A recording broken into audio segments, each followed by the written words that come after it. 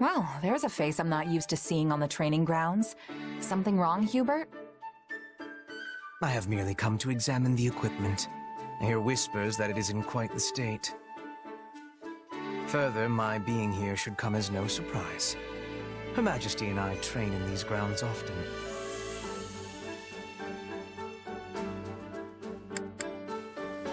No kidding? I don't think I've ever seen you two around here. Naturally. We tend to pick times that allow us to avoid a crowd. In any case, if you do desire a session with either myself or Her Majesty, you only need ask. A mercenary with no backing such as yourself has much to gain by earning Lady Edelgard's favor. Of course, we would not be without benefit. Your rise in standing would paint an ideal picture for our people. How do you mean? Many commoners crave progress, a path upward in life, and your example would prove that path exists. The common folk would never expect to see their emperor train alongside someone of your dubious origins. At least not outside the pages of a fairy tale. Dubious origins? Little harsh, don't you think? Still, it doesn't sound too bad if I can use that to help lift people up. On the other hand, your presence would also cause great turmoil amongst the elites of our society. They may even despise you. A symbol of the ungrateful commoner, granted privilege well beyond their station. Oof.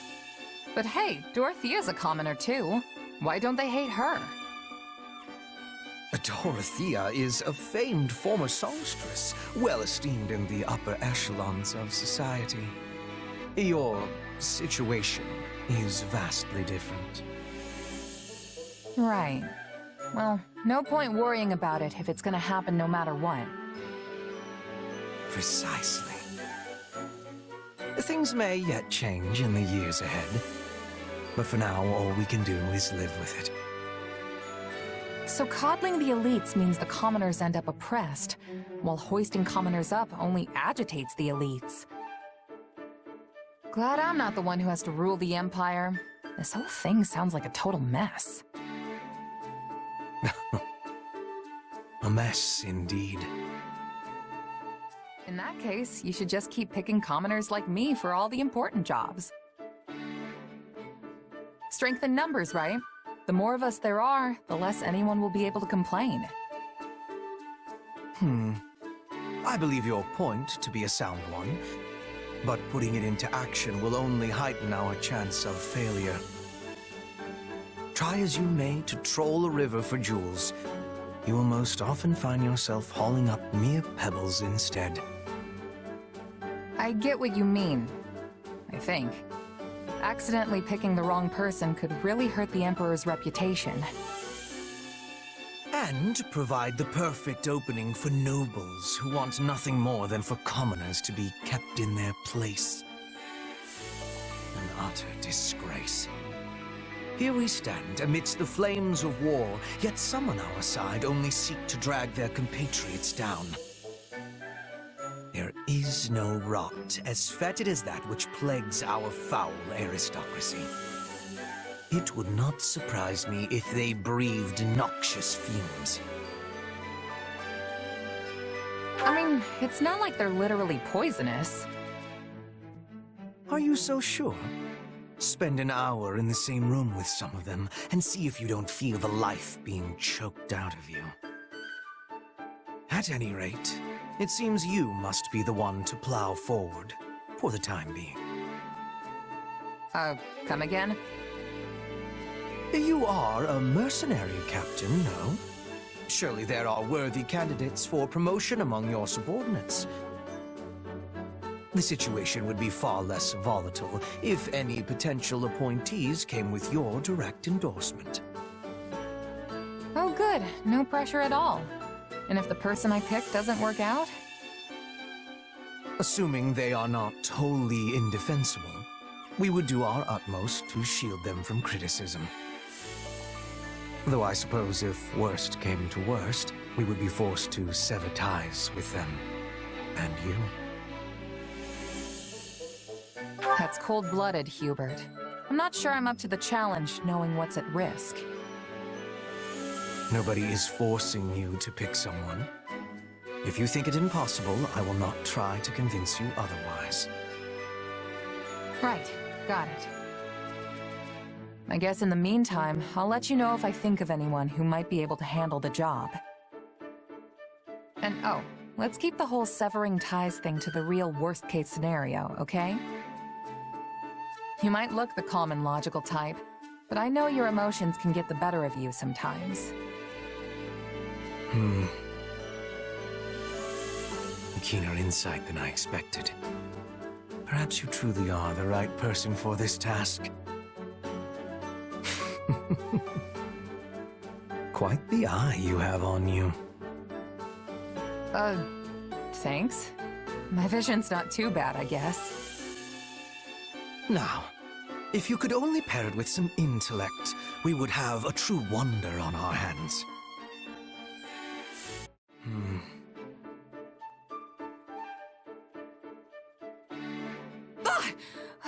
Why are you always doing that? A question, if I may. Have you had any further contact with our slithering friends since that day? Not in the slightest. Why? Do you know something? Yes, actually. What with the riots in Rim territory and the former Duke Ayer's attempted rebellion. Thanks to that, we now have a lead on the insurgents within the Empire, as well as those who slither in the dark. Speaking to the latter, I also tried to determine if they had been attempting to reach you, or otherwise thought you an ally. But at present, it seems neither is the case, regrettably. At present? You still don't trust me, do you? In our conversations? The future of the Empire? Promoting commoners? I would have hoped you'd ease up at least a little after all that. Believe me, it brings me no joy and, in fact, some guilt to doubt you so. But I must be prepared for any eventuality. When needs must, I have made even my greatest enemy feel as though they are a trusted friend. Yet, at times, I have also shown extreme suspicion towards those who were, in all manners, undeserving of it. Yeah, I get it. Keep your cards close to the chest. Never let them know what you're actually thinking. You really are something, you know that? I'm just glad we're on the same side. I must admit, I only tell you all this because I do, in fact, consider you deserving of my trust. Even if you were once connected to those who slithered in the dark, that is clearly behind you now. So believe me when I say, I have the utmost confidence in you. I'm not sure how much you really mean that, but I'm glad to hear you say it at least. Thanks, Hubert. How very diplomatic. Just the response I would have expected from you. Enough on that, though. Our problem now is what lurks beneath your mind's veneer. What do you mean? I can sense another you, bubbling away behind the one you present to the world. Call it intuition. What really worries me is that you may one day shed this husk you bear now, and become that someone else entirely. Another me, huh? Well, I appreciate the concern, but even if that someone does exist, I won't let them overtake me. I mean, come on! I'd shove that other me right back where they came from and earn your trust once and for all. Though, just so we're clear, I don't think you have anything to worry about. Very well. I suppose I will have to take your word. For now. In any case, I hope that as we inscribe Fodlan's new future, we do so with you by our side. Hubert, what do you make of the Ashen Demon? Aside from having proven to be both impossibly powerful and a constant thorn in our side, correction, was a constant thorn in our side. I must admit, the little terror has put in some fine work for the Empire recently. We're fortunate to have gained so powerful an ally. Why do you bring this up, Your Majesty? Is there something on your mind? I'm not entirely sure myself. My apologies, Hubert. Pay me no mind. Like as not, I am overthinking the situation. Surely you realize that telling me to pay this no mind only gives me greater cause for concern? I didn't mean to worry you. I'm simply having trouble putting this feeling into words. I just felt... I don't know. As if something was drawing me to the Ashen Demon. I wonder... could it be the influence of my crest? Your crest? Now I am truly becoming concerned. Forget it. Whatever it means, we don't need to find out right away. We've a war to win first. As you wish, Your Majesty. So long as you realize I will be taking the liberty to investigate this most thoroughly.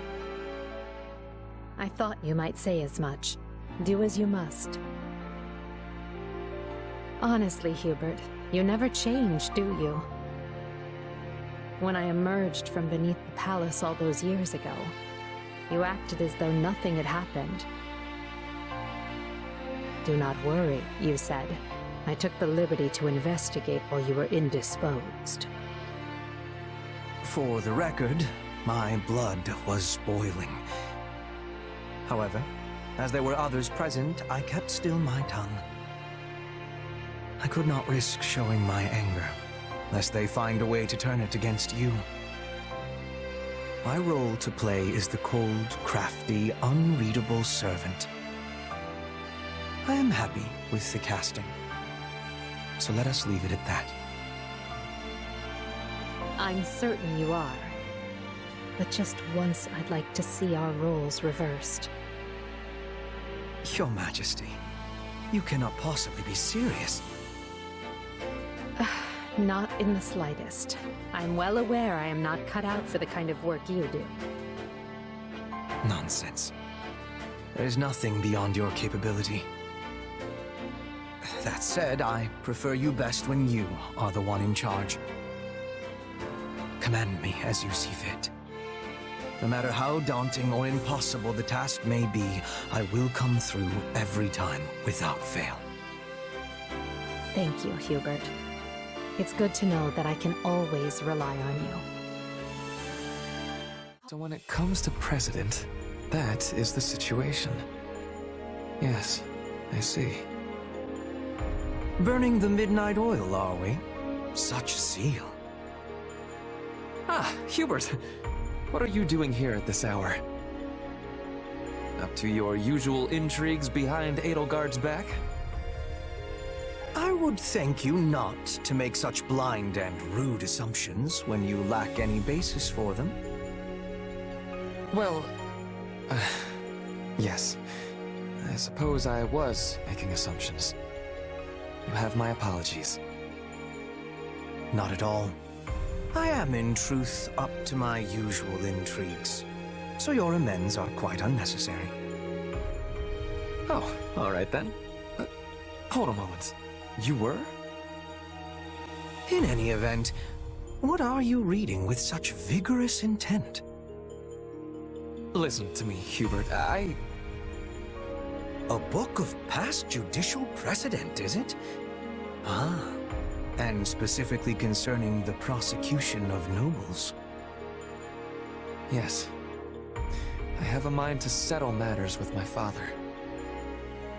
The letter of the law considers rebellion a capital crime, But practically speaking, that is not the case.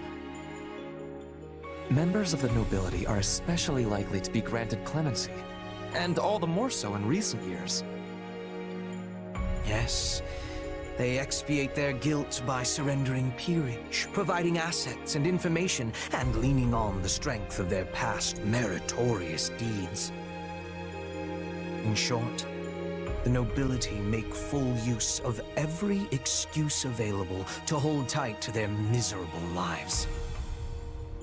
One could pluck off their arms and legs and leave them to fester in the dankest of prisons, and they would still come wriggling back to the surface. So long as they are permitted to live, that is. Like with the former Marquis Vestra? That one did not serve his emperor properly, and acted in a manner easily construed as treasonous. This is incontrovertible fact. Go on. Sadly, he resisted arrest and lost his life in the unfortunate incident that ensued. His guilt, or innocence, on the matter of treason will remain forever shrouded in mystery. That sounds like a careful bit of sophistry to me. It appears to anyone with half a mind that you thought him guilty and had him executed. As a noble, he should have been judged in public, as is right and proper, no? So long as they are permitted to live, the noble creature struggles desperately to continue doing so. Such is ever their nature. Which is precisely why I am investigating precedent. In order to block any means by which my father could escape justice. I will not allow him to stage a comeback. I will see my father properly judged for his crimes. But could you, if matters came to that? I wonder.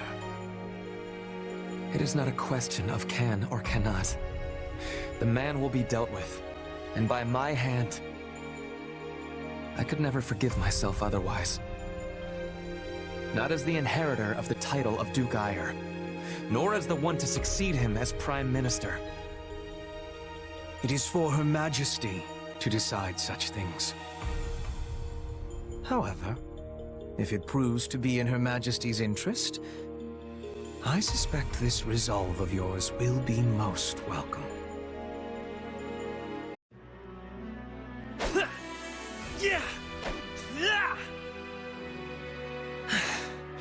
I suppose that will be enough for today. Splendid spearwork. You are every bit the ideal of a nobleman. One who wields both lance and pen with equal aplomb. Hubert, as ever, you manage to materialize when one least expects it. If you insist on showing up in the middle of training, do not complain if you find yourself mistakenly skewered. Yes, accidents do so often happen during such exercises. Why, you could stab the life out of me here and now and still readily explain it away as a mere accident. Enough, Hubert. Even if you are joking. Although, I suppose it was I who first spoke flippantly. You have my apologies. I am ever at a loss to reply when you insist on apologizing so earnestly. In any event, your training has a certain ghastly quality about it of late. I found myself curious what it was that so impelled you, and came to check on the situation. I should think it obvious. The climax of this war is upon us. Thus, I have to focus myself all the more and work vigorously toward ultimate victory. I do this for my comrades, for the Empire, and for a better future. And perhaps for your departed father? Why would you think that? The father I looked up to, the one who served as a pillar of the Empire, died long ago. The man we fought at Fort Merceus was nothing but a traitor who lost sight of how to live. At this point... Listen to me, Ferdinand. If you wish to deny my claim, just tell me I am mistaken. As they say, those who protest overmuch admit the truth unwittingly. That was not my intention. Yet I cannot deny there is a part of my heart which thinks exactly that. You have changed. Well, no. Your true nature has not changed a bit. You are stubborn as ever, but there now also exists a rather flexible side to your personality. And you never change. And have not since the days when I was an ignorant young man.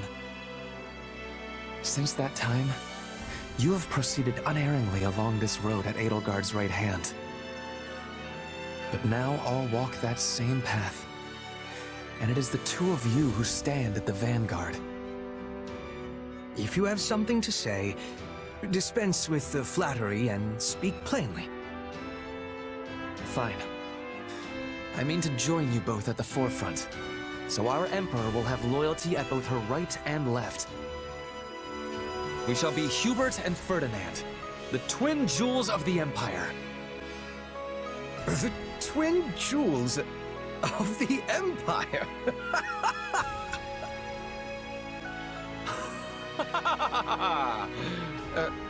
Was it truly so amusing? I wonder when I'll be able to return to Enbar. Greetings, Dorothea. I hope I'm not intruding. Oh, you're fine. I was just having myself a little think. So, what do you need? I come with a matter involving the opera company of which you were once a member. What's wrong? What happened? Nothing drastic, I assure you. A letter addressed to you arrived, and finding myself with a moment to spare, I decided to deliver it personally. And as I was also hoping to speak with you about the company, the trip serves a dual purpose. Okay, don't scare me like that, Hubert. I figured something awful had happened since you were coming here in person. My apologies. Let your heart be at ease. Now then, I wish to discuss the matter of your return to the opera company. I'm pretty sure I said I wasn't going back. That is not what I refer to. Well, it is and it isn't.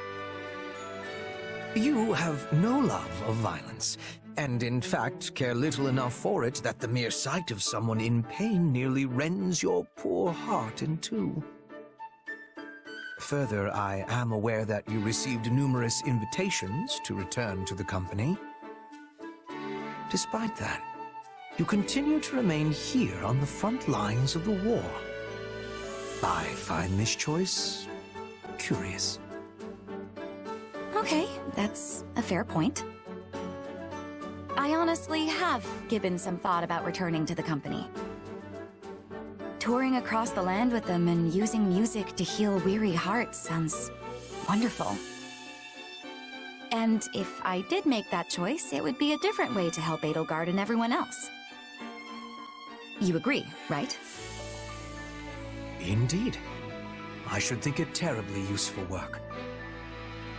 But even so, I can't abandon the actual fight when all of you are still here.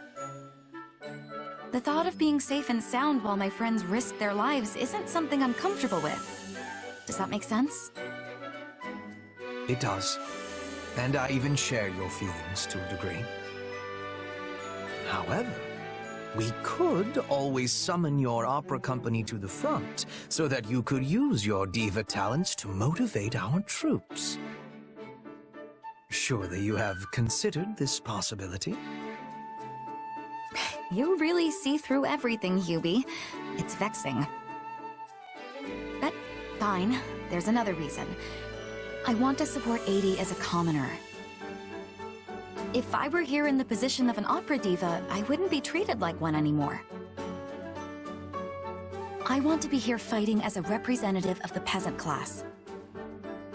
However selfish it might be, I feel this is the best way to help 80 as she tries to erase the gap between nobles and commoners. Well, This is a surprise. You choose the path of hardship for the sake of your Emperor. Truly, I have undersold your resolve. Oh, but there is one more reason. Still more? There are quite a few young nobles here. Dependable ones with quality futures ahead of them. And they're a lot more attractive than the doormats who flutter about us divas in the capital. Yes, that does seem important. You are stronger than I gave you credit for, Dorothea. And you have earned my respect this day. Another clear victory for the Empire in battle. You can surely guess who stole the show yet again. Our mercenary friend? Always a force upon the battlefield, that one. Their approach on the battlefield is exceptional, yet their curious power has also proved quite the boon. It is deeply fascinating, isn't it? Something beyond the principles of magic, and yet different from the power of crests. I might go so far as to say it veers close to the realm of dark magic, but I fear that's beyond my expertise. I am possessed of some small knowledge, yet still fail to understand the nature of that power. Then at present we can do nothing but throw our hands to the sky. And with that, I must be off. Oh? I thought you would be more curious about our mercenary ally. Would you truly raise the white flag merely because the matter lies outside your usual ken? What are you playing at, Hubert? If you want me to investigate a specimen, go ahead. Hook it and reel it in. Ah, but you are the better angler of the two of us. Furthermore, my method of hooking would complicate our relationship with so valued an ally. An inducement from your lips would ensure things proceed more smoothly. Well, this is becoming a hassle. Can't you push yourself to learn some new hooking strategies? Like, I don't know, one befitting the elegance of a true nobleman? Involving fancy tea, perhaps? A positively hair-raising notion. Please, do not speak it aloud again. Then maybe get in their face and pick a fight with them. You two could end up becoming fast friends. So you wish me to shout myself hoarse and swing my fists about like a common ruffian? I shall pretend I did not hear that suggestion. No. Then the only option left is aggressive persuasion, driven home at the point of an axe, let's say. Linhardt, who in the world are you talking about right now? I should think there is no one quite so barbarous in our own army. Oh, I didn't have anyone particular in mind. I was just brainstorming new methods to ensnare our illustrious mercenary friend. Why? Did they remind you of acquaintances of ours? In any event, let us leave this sleeping dog where it lies. I do not dislike conversing with you, but we seem to procure results of little benefit when we do. And with that, I have matters to attend to and must be off. Farewell. Until next time, Hubert. So when can I expect you to have reeled in our mercenary friend? I suspect we'd make headway on the research if we engaged in it together. I'm afraid I've not the time to play along with your capricious whims, Linhardt. I will, of course, be cheering you on with some enthusiasm from the shadows as you hook the subject yourself. Ah, Petra. Fancy running into you here. How are you acclimating to life in Her Majesty's army? We are constantly traveling all across Fodlan, so I'm sure there is a lot to adjust to. I find myself being cold often, but the others have shown great kindness in telling me what to expect. I have no troubles. Marvelous. I want nothing more than for you to fit in and feel comfortable. Know that there is a permanent place for you in this army, if you so desire. No. I will be returning to Brigid when the war is finished. I am going to be queen. That day is approaching with quickness. Yes, I am very much aware. And upon your coronation, Brigid will be released from its vassalage to the Empire. Her Majesty and your grandfather have agreed to this in secret. For having consideration of Brigid's interests, I give Lady Edelgard and Duke Gert my gratitude. As I understand it, the Minister of Foreign Affairs pursued this particular policy most vigorously.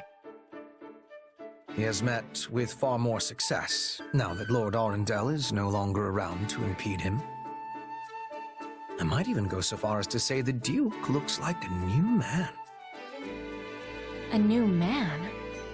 No, he's still being the same man. Well, yes. I suppose you have me there. Regardless, I do hope that you can forgive us. Though we would very much like to make our agreement with Brigid public, doing so now would be most unwise. I have understanding. The war of 7 years ago still has freshness in the minds of many. You do not want to give them cause for anger when this war has not reached its finish yet. I'm glad you appreciate the situation, as I was certain you would. But all in Brigid have knowledge of our agreement. Every man, woman, and child. If it is broken, they will have knowledge of that as well. Blood would be spilling. Petra? Was that a threat? Not a threat, a concern. I know I can place trust in the word of the Empire. The Emperor would never be breaking a promise. Would she, Hubert? What?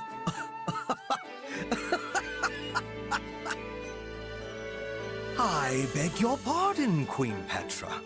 Clearly I failed to realize that you had already ascended the throne. Rest assured, our promise will be kept. If Her Majesty and yourself are any example, the Empire and Brigid will support each other and walk into the future side by side. And I have certainty that you will be there, witnessing it. Surrender now, and I will spare your life. You're all alone, fancy boy. What you gonna do?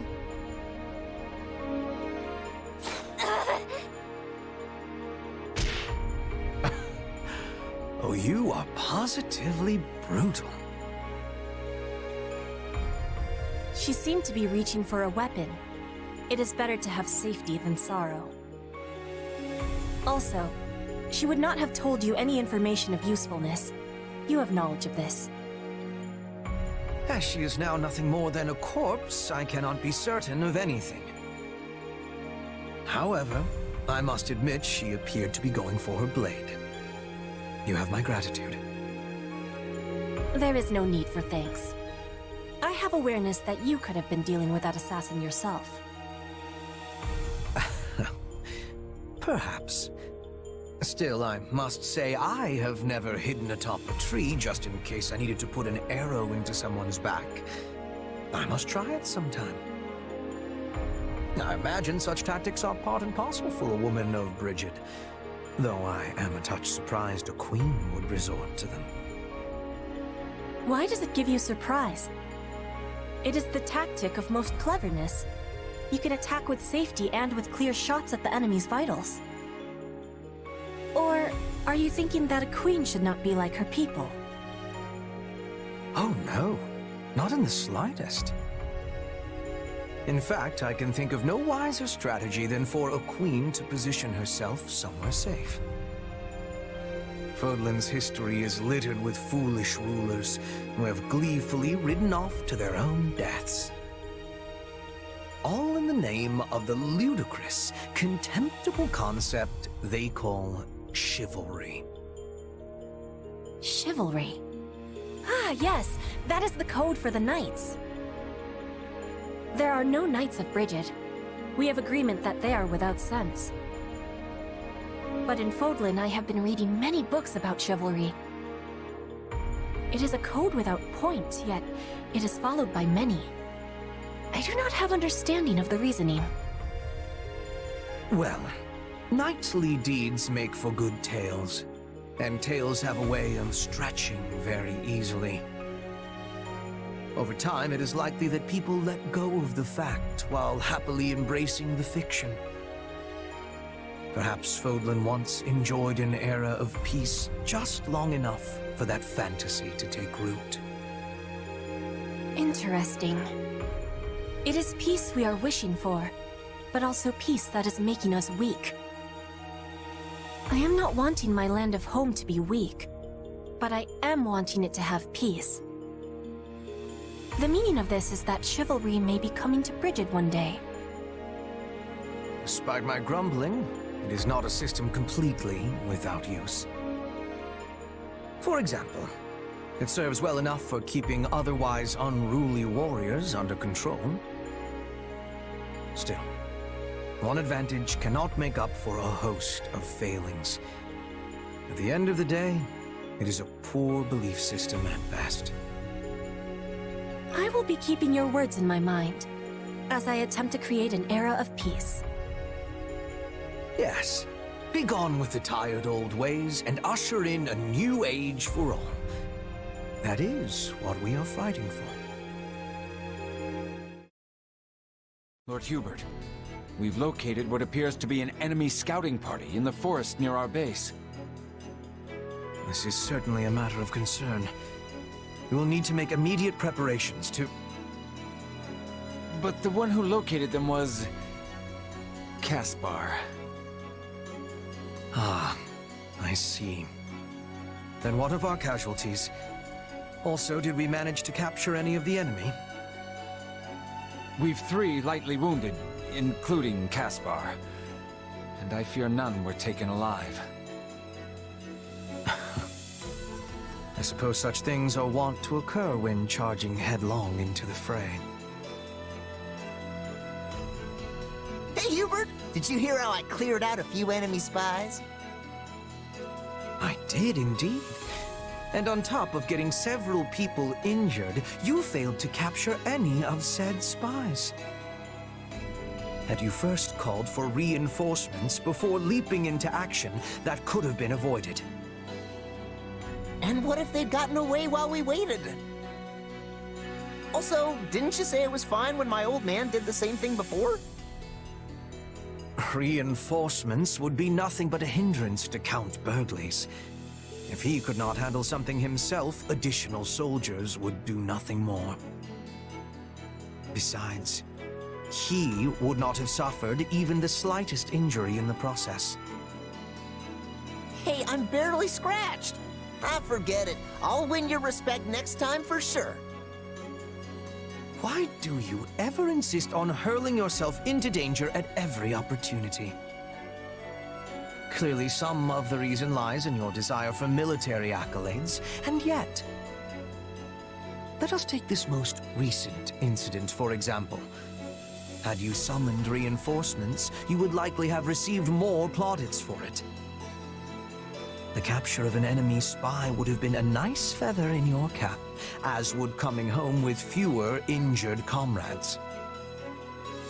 Yeah, I don't know about all that. All I can say is that my gut told me to attack and I listened. And it wasn't a terrible result, so what's the problem? The problem is whether or not your gut continues to avail you. If this instinct of yours is wrong even a single time, you will find a mound of dirt over your head. Don't talk like that, Hubert. I might be aggressive, but I'm not angling to end up dead. Your untimely demise would make trouble for me as well. I just think of the critical military manpower I would be sacrificing. Yet, at the same time, you and your gut mucking up carefully laid plans is cause for no less chagrin. You think too much, you know that? I mean, if you want to make a name for yourself on the battlefield, you kinda have to accept the risk of death. I made the choice to distinguish myself in war in spite of that. But hey, you know what? If you think I'm gonna kick the bucket, go ahead and work that into your plans.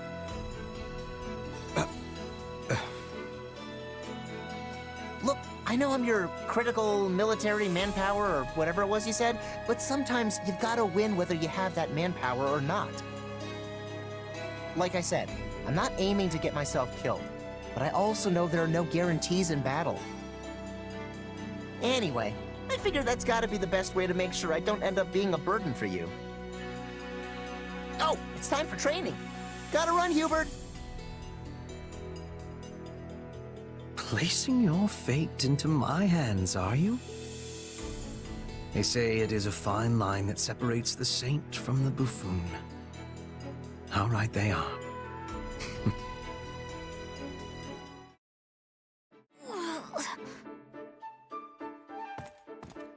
Ah, Bernadetta. I see the documents I was waiting for have finally arrived. Hubert! I'm not doing anything bad! Then would you be so kind as to hand those over? They are addressed to me, after all. Oh, right. Edelgard asked me to bring them. Phew, that was heavy. What are all these documents anyway? Old records of bandit activity in this area that I need for my investigation. Hey, that reminds me. I heard we had a group of bandits cornered, but they sort of got away. Yes, a most vexing development. It beggars belief that our troops prove unable to exterminate even these few stray vermin. Wait, are you angry? Oh, I doubt it is worth raising my ire over. That's good. But you look like you're angry. Bernadetta, are you aware of how your persistence often leads to the very outcome you wish to avoid? Yes? In any event, my mood is what it is because I must now locate a den of rats. I will need to research previous stomping grounds, then cross-reference the location of their old lairs in order to work out where this new one might be. Wow, that sounds like a ton of work. Yes, but there is nothing for it. These craven rats will not re-emerge once they've burrowed into their nests. Hey, neat! I definitely understand the desire to burrow in somewhere and never come out.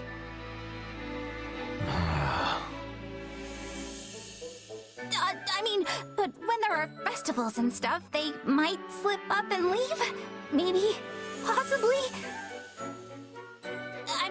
Everyone loves festivals, except when there are people around, which is usually the case. Somehow I suspect you would not emerge for even the most magnificent of carnivals. However, you and the rats may differ on that point. We do what now? Yes, of course. Unlike you, these thieves have no particular desire to live away from others. We have had them on the run for some time, which means they've not been able to earn coin through their usual underhanded work. Thus, if I were to prepare a place where they could cut a few easy purses, they might consider the spoils to be worth the risk. Okay. And the bait shall be a festival. Due to the war, we have not held a genuine festival for quite some time, after all. So even if we do not capture the rodents, and it merely brings much-needed succor to the people, I would still consider it a success.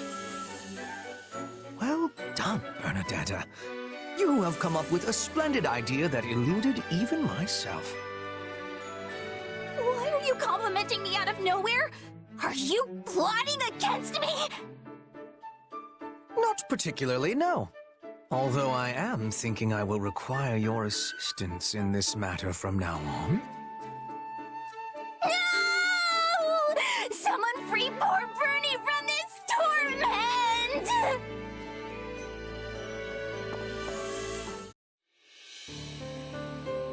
Oh, there you are, Hubert. I have been searching everywhere for you. And to what end? Has Her Majesty summoned me? Oh, she would never use me for a task like that. I just wanted to thank you, albeit reluctantly.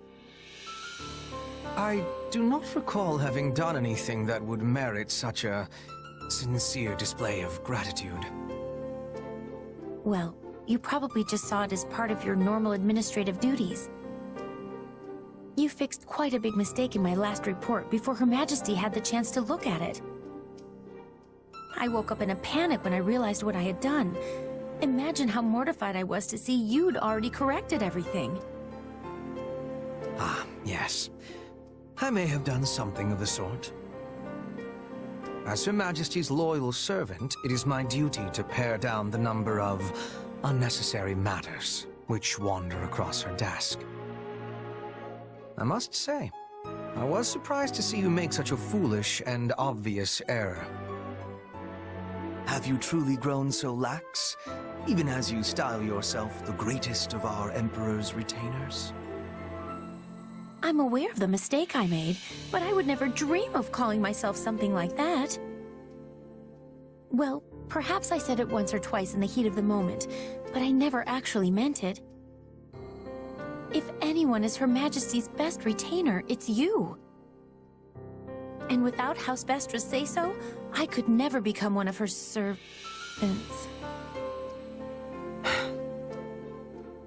At present, I very much doubt you are fit to serve as Her Majesty's servant. Excuse me? It is true that I did not make a conscious choice to serve Her Majesty at first. Instead, I simply did it because my father decreed it must be so. But such bounds no longer define our relationship. I do not serve the Emperor. My loyalty is to Lady Edelgard, and her alone. I stand with her in a manner that goes beyond the bounds of ruler and servant. Do you understand this? I want to be like that with Her Majesty as well. But I am only the child of a baron, so I don't have excuses to linger in the palace all the time. I have to return to my family's estate once I've fulfilled my duties for the day, and I get summoned back to our territory often. I am not like you. I cannot just be at her side unless I have a good reason to be there. Indeed. Ox territory is in the far west of the Empire. I surmise you have had to spend much of your time away from Enbar. Furthermore, you will be a baron one day. Your duties will prevent you from dedicating yourself solely to Her Majesty. Exactly. Unlike you, I have an entire territory's worth of people to protect. But I still won't give up. Even from afar. No. Precisely because I'll be afar, there will be things I can do to protect Her Majesty. In fact, always being at her side might actually cause you to overlook threats from time to time. I may even serve Her Majesty in a way you never could. That is a promising thought, Monica. Oh, what a mess. I've really done it this time. Her Majesty is the kindest person I know, so she's likely not upset with me, but I still cannot bring myself to face her.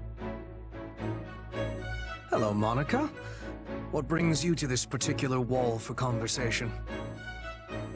What do you want, Hubert? I lack the energy to keep you company right now, so please just leave me alone. Very well. I thought you might be interested to know that Lady Edelgard was overcome with grief, as she told me how deeply she regrets wounding you with her words. But, as you desire solitude, I will endeavor to keep that to myself. Good day. She did? And wait, did you not just tell me what she said? Oh, not at all. I was merely speaking to myself. There was a painting in Her Majesty's chambers, and subtlety is not my strong suit, to put it lightly. I asked her whose child had scribbled on such an expensive canvas, before realizing Her Majesty had actually painted it herself. So she didn't hurt me, I hurt her. Oh, I'm so ashamed. Lady Edelgard can be quite sensitive, despite how she carries herself. Perhaps she was so stunned by your comment that she made a hurtful one of her own in the heat of the moment. You need not let it weigh upon you. Such events are commonplace for me as well. You amaze me, Hubert. How are you not beside yourself at Her Majesty's every utterance? I know I said that I wanted to become her servant, but now I think it may be impossible. Her Majesty is so radiant. I'm not sure I possess the fortitude to bask in that glow every minute of the day. Perhaps some distance between us is better for me. Do you truly believe that? Even though you now have an opportunity to become her servant? Wait, I do? Once this war is settled, Her Majesty will endeavor to tear down the entire concept of the nobility. Her first action will be to separate territory from title, making it so that being a noble no longer means one must lord over some plot of land somewhere. Once she does this, I rather suspect you could remain at her side, even if you do inherit your family's title. You're right. How could I have failed to realize that? I have heard her talk about her plans so many times before, but I never considered what an impact it would have on me. I am such a fool. Not at all. You simply illustrate what it is to be part of the established system. One is not easily shaken from its structure. This is why Her Majesty takes such drastic measures to rid us of the accepted practice of categorizing individuals as either noble or common. Honestly, I don't believe there is another more suited to serving Her Majesty than you. But I still will not give up. I'm going to become her servant too, and show everyone a new way of life for the nobility, and for whatever lies beyond. Which means I cannot simply stand here in this state of indecision. There is much work to do.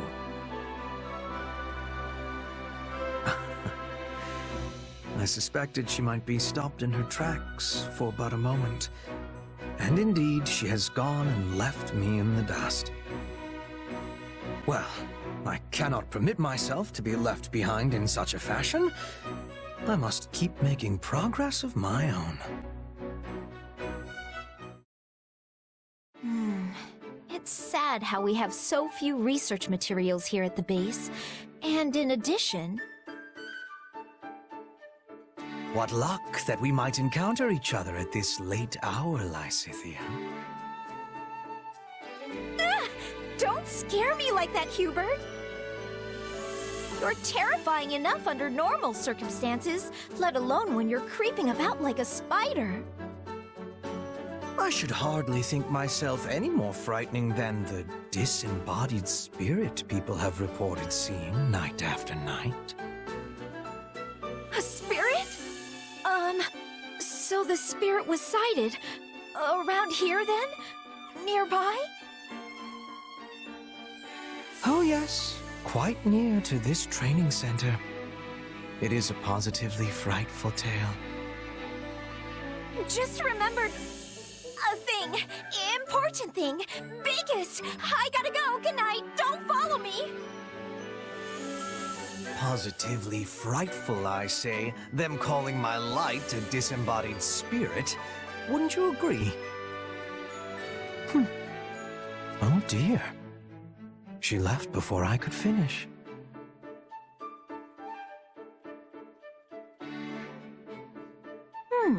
We've barely had any vegetables with our meals lately. It's honestly kind of nice. Huh? What's going on over there? Then they've not noticed? Not at all. While preferences vary, there tend to be many people who love meat and dislike vegetables. But to think we found a way to hide the vegetables in all of that delicious meat and broth. Those who ate it found it delicious without being any the wiser. And of course, she did as well. That is splendid news. Pray continue then. Wait! Did I just eat a bunch of vegetables? Goodness, Lysithea, you look positively gobsmacked. Did you have yourself a recent surprise, perhaps? So many vegetables. Ah! Hubert! It's nothing. I'm busy. Gotta go. It really is sad how much time I spend trying to make vegetables palatable for people. Oh well. I suppose I should just consider it part of managing our soldiers' health.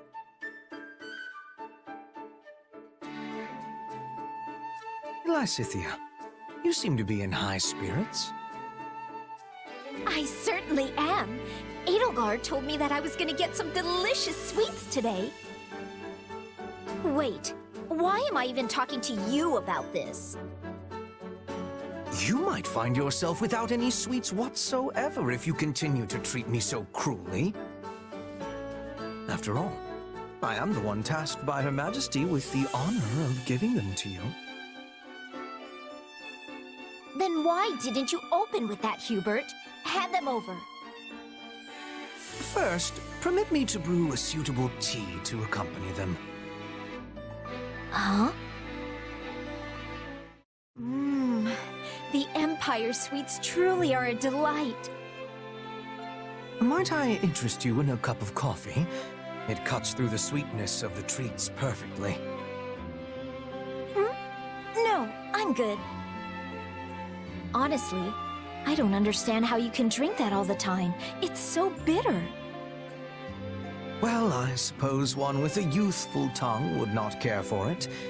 Yet the bitterness, the deep richness, the subtle acidity... Oh, and I'm not treating you like a child here. I am merely discussing different palates.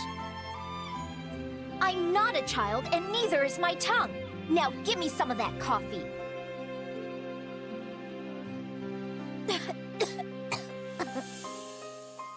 Are you all right, Lysithea? Here, wipe your mouth. I fear that attempt was ill-advised. If you wish to enjoy coffee, you must first modify it to your liking. Perhaps we might try adding sugar and goat's milk. It would mellow the flavor and add sweetness. Yes, please. There's something I'm curious about, Hubert. And what might that be? Why are you being so kind and indulgent to me and only me? Compared to how you treat other people, it's clearly strange. And what if I were doing so because Her Majesty had commanded me to pay particular attention to you? Huh? She did? I mean, even if she did do that, you're still being far nicer to me than you have to be. If I tell you, you must not breathe a word of it to anyone. I will erase you if this gets out. Permanently. You'll erase me? Well, all right. I promise to keep it a secret until the day I die. Is that good enough? It will do. I have a younger sister. One the same age as you. The pair of you have similar personalities, so perhaps I end up doting on you for this reason. You have a sister? Why doesn't anyone know? I conceal my family's existence as much as possible to avoid their becoming a liability. I also have a mother and little brother. Yet you certainly do not know the first thing about them either. I suppose it would be strange for a noble like yourself to not have a single relative. Still, it's surprising you'd keep it under wraps from even your close friends and comrades. It is my business. Regardless, I imagine that is the reason I unconsciously end up favoring you as I do. So you aren't treating me as a child, but a little sister? Well, if that's the case, and considering how much older you are than me, I suppose I can allow it. Oh, but that will not do. My sister would be most indignant if I were to treat anyone other than her as such. Ergo, I will simply have to exercise more caution and refrain from treating you as anything other than a normal child. If it would make your sister upset, then... What do you mean, treat me like a child? Oh dear, I let it slip. It appears my tongue is the one that still has some maturing to do. Ah, Hapi. How are you finding your time in the Imperial Army? Pretty normal, I guess. It's nice to be around a lot of people I don't know. Excellent. For if you were dissatisfied, it could lead to an accident. And I would find that most vexing. Oh, I have my dissatisfactions. Like the way you're talking to me right now, for starters.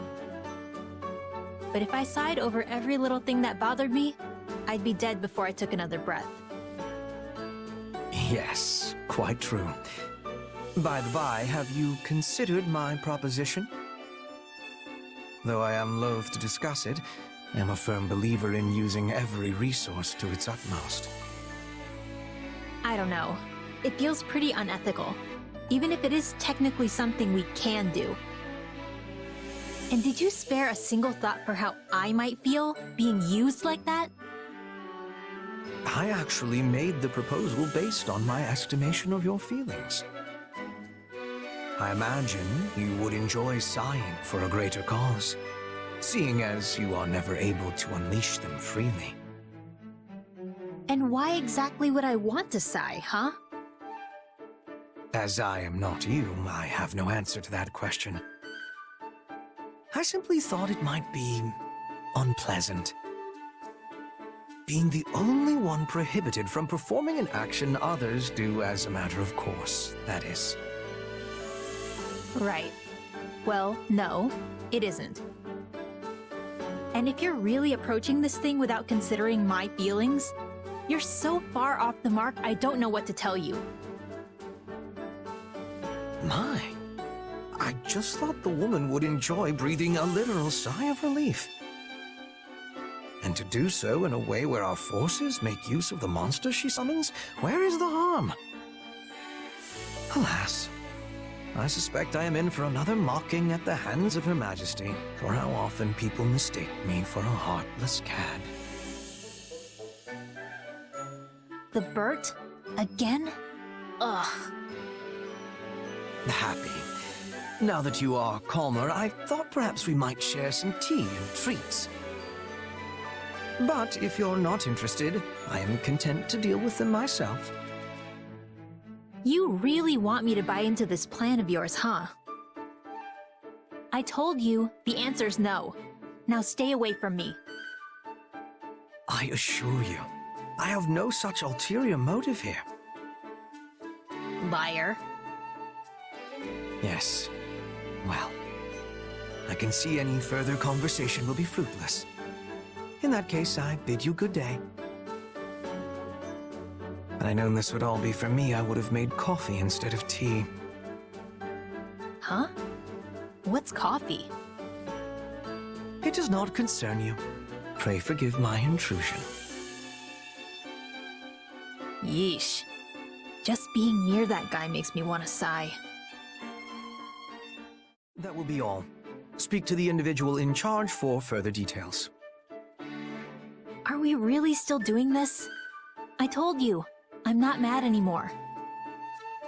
But were I to run my mouth excessively, I might well end up angering you again. And as it seems even my apologies can produce misunderstandings, I suspect the pair of us are sadly ill-matched. That wasn't your fault. I should have accepted your apology. I was just being stubborn. Wait, that smell. Is that coffee? You know of it, then? You did not seem familiar when I mentioned it the other day. Coco made me some recently, and it was delicious. Sounds like it's pricey, though. There was only enough for me to have 1 cup. Is that what you usually drink? Inasmuch as it serves as my substitute for tea, yes. However, I find it strange that Constance would consider the price of coffee to be an impediment, given how highly she is compensated. Probably because she's always blowing her coin on materials for her latest experiments. I see. Well then, allow me to invite you not to a tea party, but a coffee party. Wait, are you sure?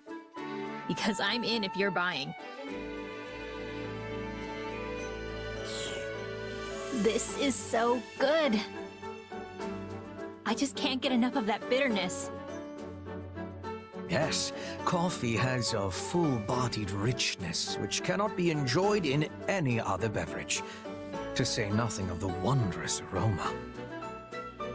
Actually, I think the smell on this is stronger than the one Coco made me.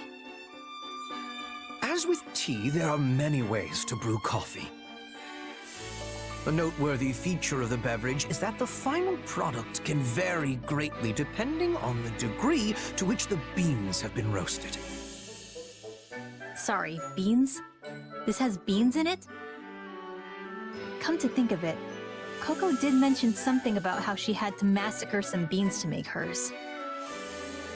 I assume you speak of the grinding process. I must say, I am surprised that you enjoy coffee. It is most unexpected that we would have this in common. There are many who dislike it, and some among that number even go so far as to criticize it as no more than hot bean water. Ah, too bad. Looks like it's gone. There is more. By all means, help yourself. Really? Don't mind if I do. If only I could feel this relaxed all the time.